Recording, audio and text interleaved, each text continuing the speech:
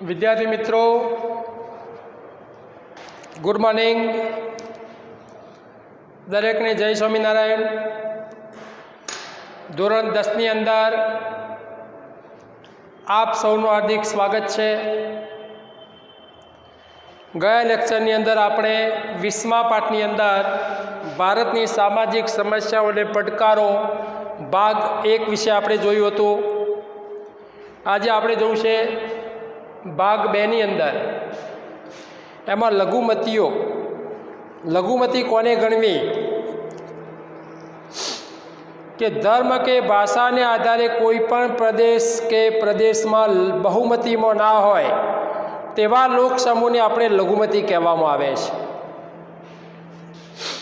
ભારતમાં સૌથી મોટો लघुमती समुदाय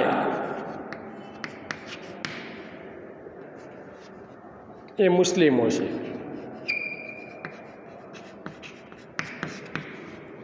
अने सौथी मोटो बहुमती समुदाय हिंदुओं से।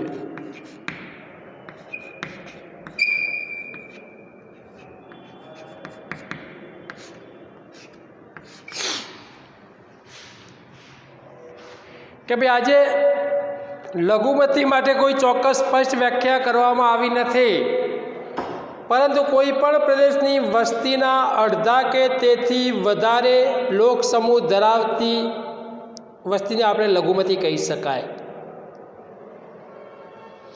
લઘુમતીઓની અંદર કોઈ પણ પ્રદેશની જનસંખ્યાના અડધા કે તેથી વધારે वस्ती धरावता समूह ने आपणे लघुमती कही शकाय। लघुमतीनी संकल्पना राज्य स्तरनी संकल्पना करता भिन्न है। एटले के लोक समुदाय कोईपण प्रदेशनी राज्यनी कुल वस्तीना प्रमाणमां बहुमतीमां ना होय तो पण राष्ट्रीय स्तरे लघुमतीमां ए होई शके छे। तेनाथी अलग जे ते राज्यनी लघुमती होय ते वर्ग राष्ट्रीय स्तरे बहुमती पण होई शके छे। तो आज भारत में लघुमतीओनी संस्कृति, धर्म, लिपि और भाषाओं संरक्षण ने प्रोत्साहन माटे आज केटलीक विशेष जोगवाईओ करवामां आवेली छे कि भाई आवा लघुमतीओना हितोनुं रक्षण करवा माटे कि आवी लघुमतीना हितोनुं रक्षण करवा माटे लघुमती पंचनी पण रचना करवामां आवेली छे। लघुमतीओना हितोना रक्षण माटे आपणे राष्ट्रीय लघुमती पंचनी रचना करवामां आवी छे। राष्ट्रीय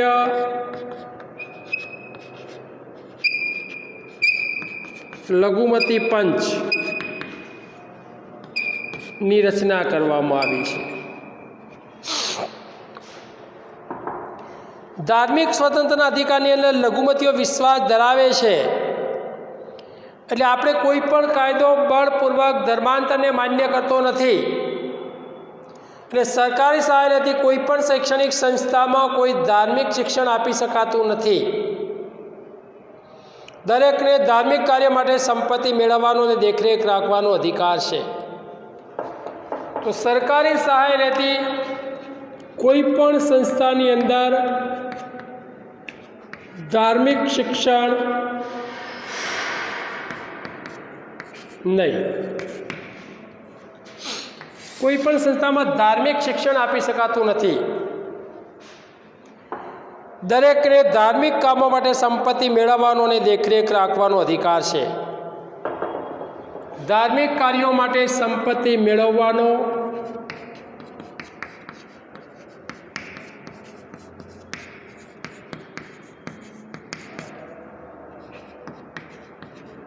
મેળવવાનો અને દેખરેખ રાખવાનો અધિકાર છે।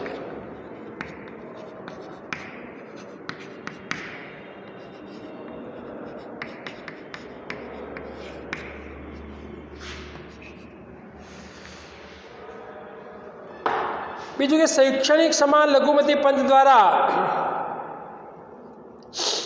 ધર્મ, વંશ, જાતિ, વર્ણ કે ભાષાના આધારે કોઈ પણ પ્રવેશ મેળવવાથી એને અટકાવી શકાશે નહીં. લઘુમતીઓના બાળકોને પણ પ્રાથમિક શિક્ષણ પોતાની માતૃભાષામાં મળી શકે તેવી જોગવાઈ કરવામાં આવેલી છે. ભારતીય લઘુમતીના બાળકોને પ્રાથમિક શિક્ષણ લઘુમતીના બાળકોને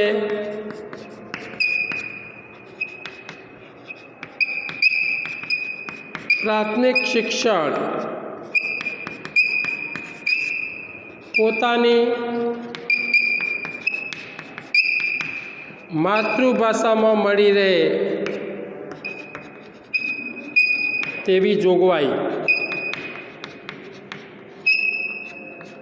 કરી છે. દરેકને પ્રાથમિક શિક્ષણ પોતાની માતૃભાષામાં મળી રહે તેવી. અનુસૂચિત જાતિ અને અનુસૂચિત જનજાતિ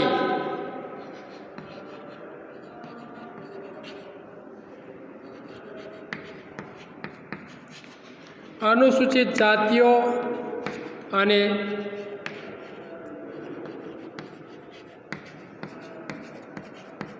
અનુસૂચિત જનજાતિઓ.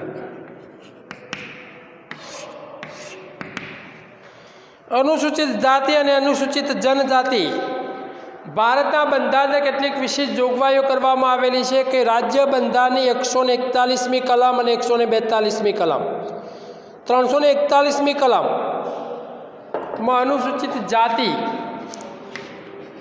341મી કલમ જેમાં અનુસૂચિત જાતિનો સમાવેશ કરેલો છે અને 342મી કલમમાં અનુસૂચિત જનજાતિનો સમાવેશ કરેલો છે. આ યાદી રાષ્ટ્રપતિ નક્કી કરે છે.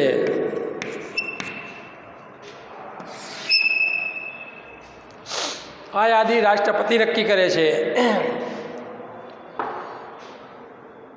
કે ભાઈ આજે જ્ઞાતિવાદને કારણે આવા લોકોનું શોષણ અટકાવવા માટે, તેનો અન્યાય દૂર કરવા માટે, ભાતૃભાવની તેમનામાં રહેલી સંકુચિતતા દૂર કરવા માટે, સામાજિક, આર્થિક અને શૈક્ષણિક વિકાસ સાધવા માટે આવી પ્રજા માટે કેટલાક પ્રકારની વિશિષ્ટ જોગવાઈઓ કરવામાં આવેલી છે. તો અનુસૂચિત જાતિ, પહાડી કે જંગલ વિસ્તારમાં વસતી પ્રજા કે જેમાં 341મી કલમ અનુસૂચિત જાતિ માટેની છે, જ્યારે 342મી કલમ અનુસૂચિત જનજાતિ માટેની છે. અને આ યાદી એ રાષ્ટ્રપતિ નક્કી કરે છે કે કોને કઈ યાદીમાં સમાવવા. તો એના માટે કેટલીક વિશિષ્ટ જોગવાઈઓ કરવામાં આવી. બંધારણની અંદર વિશિષ્ટ જોગવાઈઓ કરવામાં છે. ભાઈ આર્ટિકલ 15 પ્રમાણે બંધારણીય આર્ટિકલ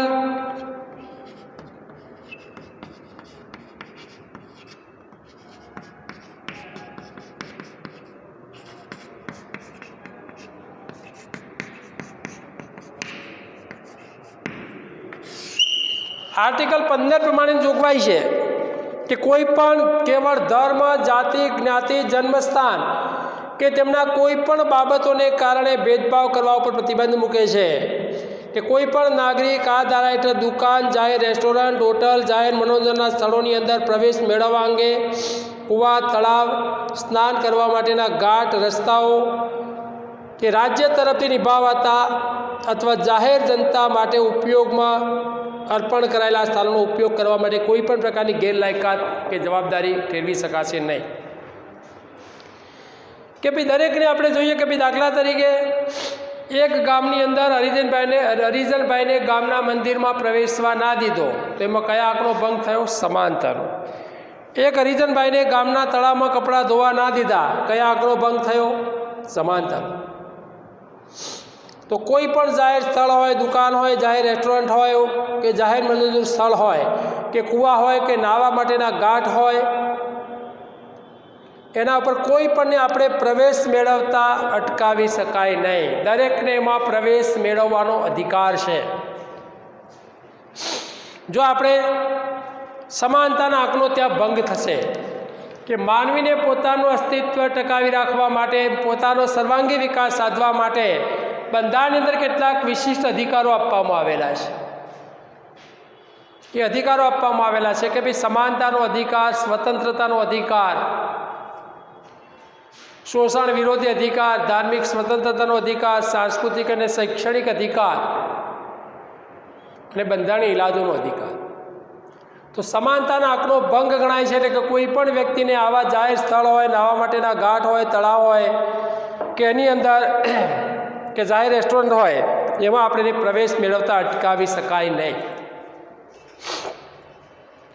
જો અટકાવવામાં આવે તો સમાનતાના હકનો ભંગ કહેવાય. સ્વતંત્રતાની અંદર પણ 5-6 પ્રકારની સ્વતંત્રતાનો સમાવેશ કરવામાં આવેલો છે કે ભાઈ વાણી અને અભિવ્યક્તિની સ્વતંત્રતા, શાંતિપૂર્વક અને શસ્ત્રો વગર ભેગા થવાની સ્વતંત્રતા,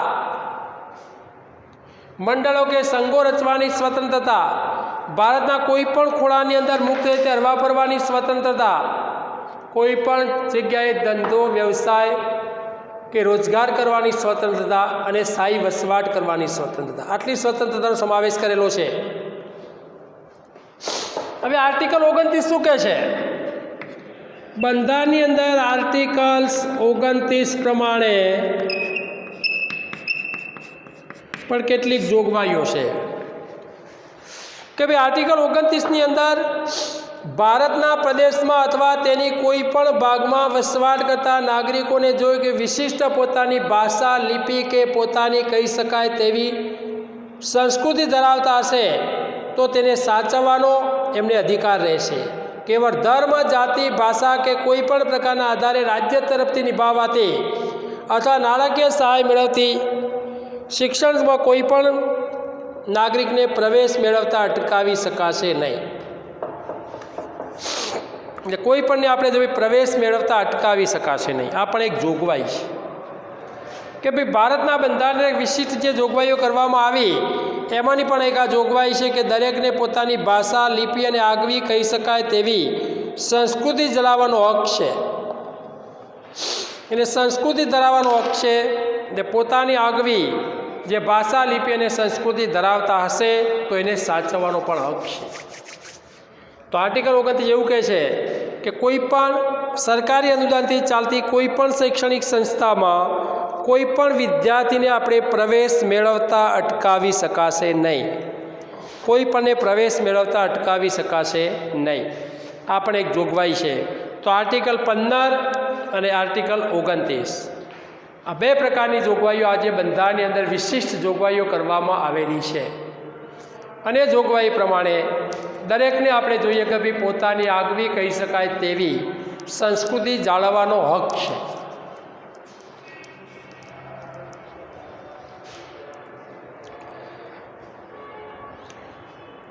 તો બંધારણની અંદર આર્ટિકલ 15 પ્રમાણે જોગવાઈ આપણે જોયું અને આર્ટિકલ 29ની જોગવાઈ જોઈ કે દરેકને આર્ટિકલ 29 કે પોતાની ભાષા, લિપિ કે પોતાની આગવી કહી શકાય તેવી સંસ્કૃતિ ધરાવતા હશે તો તેને સાચવવાનો અધિકાર રહેશે.